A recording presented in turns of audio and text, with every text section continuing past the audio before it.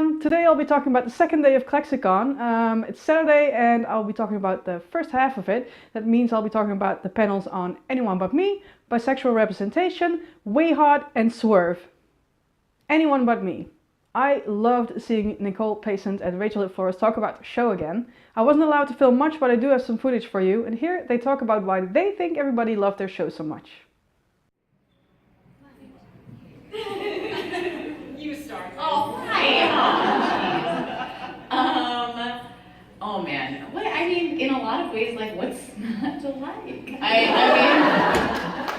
I can say, thank you. I can say that I think probably why the show was successful in part was the same reason that I auditioned for the show, which is that I wrote them a very like passionate, theater kid email. Like, I was like right out of college, and I was like, oh my god, I read the breakdown. It's me. I need to come in and do this. And what I said in it honestly was just that it's a show that I wished I had when I was younger. And I strongly felt that way. And the L word had just ended, so there was really that lull of like, oh, we need content, and seeing that this is about teenagers, and it was like reflective of things that I personally had gone through in my own coming out process, and like I think that so many of us connected with the material for that reason. It was like we were seeing ourselves, and we were seeing ourselves as young people. And I feel like to that point we had MySpace. That dates me. But like we had MySpace to be like, hey, are you queer too? Let's meet up 2 hours away. Yeah, guilty.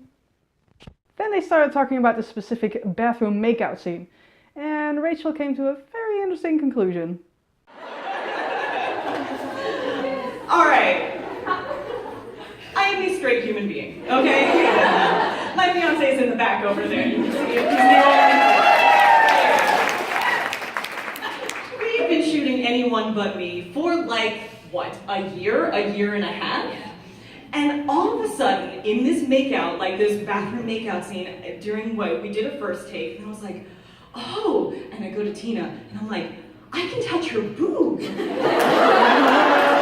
a little more enthusiastic, she was like, boobs, boobs.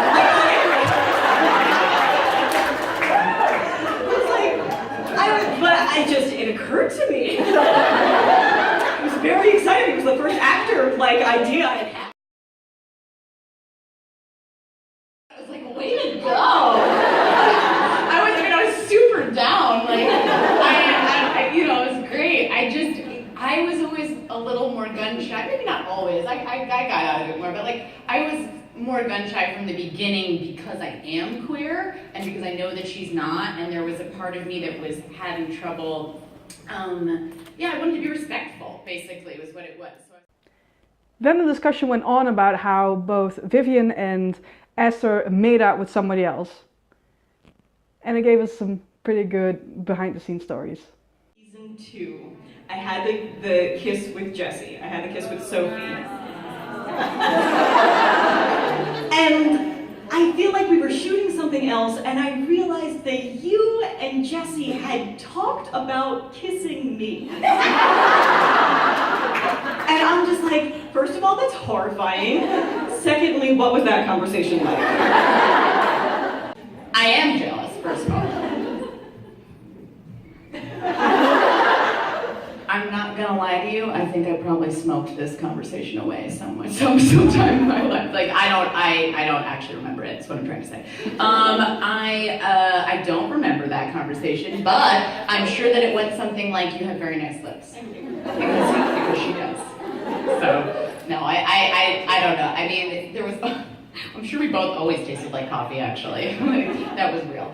I knew that was going to cause a lot of controversy, but the thing that I was thinking about most was, so Amy is one of my best friends. I suggested her to you guys for that casting.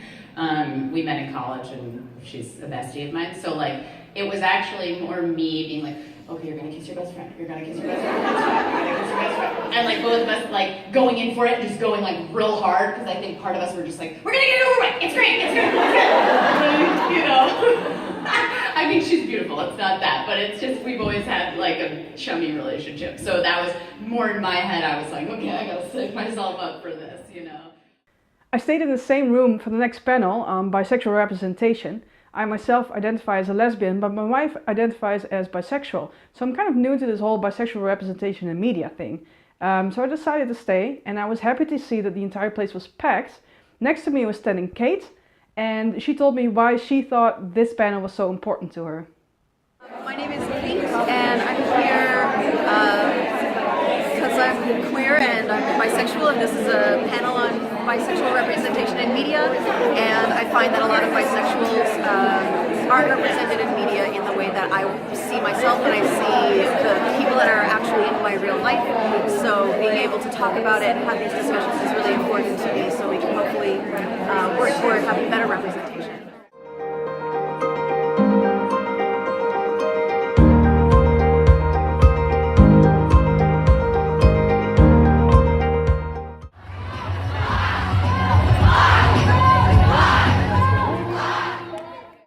By now, you probably have all seen the WayHaught panel, either live or on YouTube. I wanted to talk about how there was one important moment for me.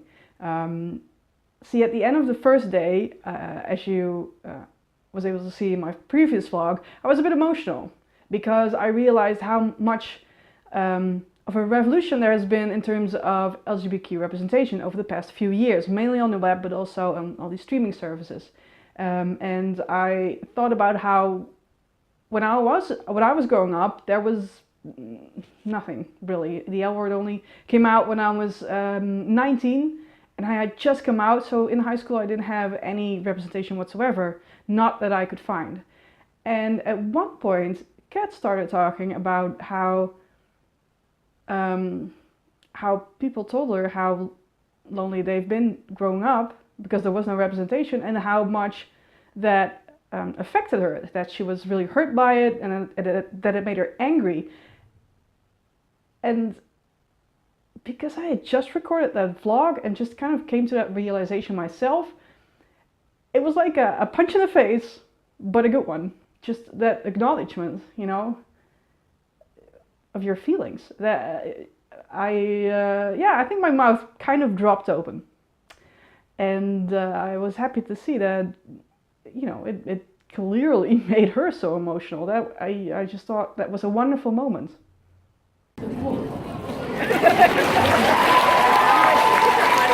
Fun fact, you already know this if you've seen my vlog about red, because I love red and it deserved an entire vlog on its own. But I was sitting in the front row because as press we had the section on the left to ourselves, so we could you know, do our press things. And all of a sudden I noticed these people crawling by and sitting right in front of me, and I looked down and it's red. And I was like, what?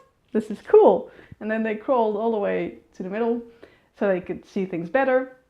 And so I actually have some really cool pictures of the WayHaught panel with red on the right.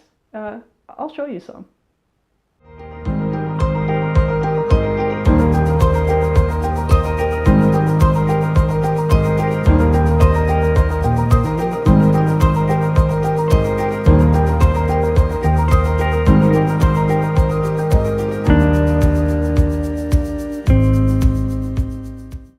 The final panel I'll be talking about today is Swerve, and I love this show.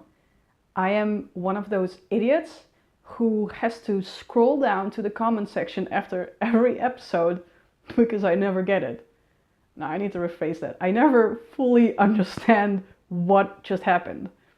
So I just need some help in the comment section. And that's exactly what makes this show so interesting. You will always have questions. And so you will always want to just watch the next episode or the next season. And the suspense is killing me. I am hooked. One of the main topics discussed during this panel was mental health and how it's a big topic in this show. And it clearly means a lot to both Sharon Bell and Winnie Clark, and I have some footage of that. How did you prepare to present borderline personality disorder with accuracy and compassion? And then also, Keisha and Sheila, as producers, how did you and Jason make sure that mental health was addressed with care?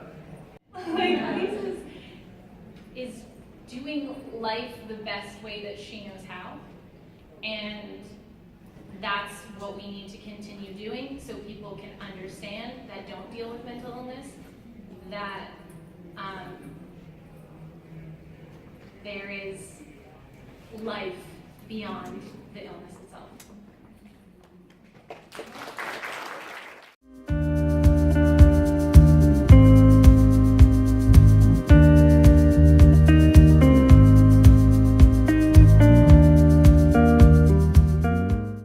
After the panel, both Winnie Clark and Sharon Bell had to leave quickly, but I really wanted to take a selfie with them.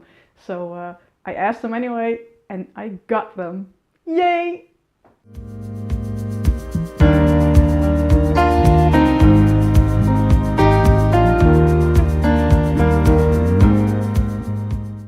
Thanks for watching. Next week I'll talk about the second half of Saturday, which means the shoot reunion, which means the Holstein reunion, which means press room footage from Amy Egger and Sarah Shaggy visiting, which means a red carpet event, which means Ascension party. I guess that means I'll see you next week. What? Hey! Oh no, I can't go to YouTube's page yet because I don't have enough subscribers. If you want more queer content, and I think you do, subscribe to my channel. Help me out.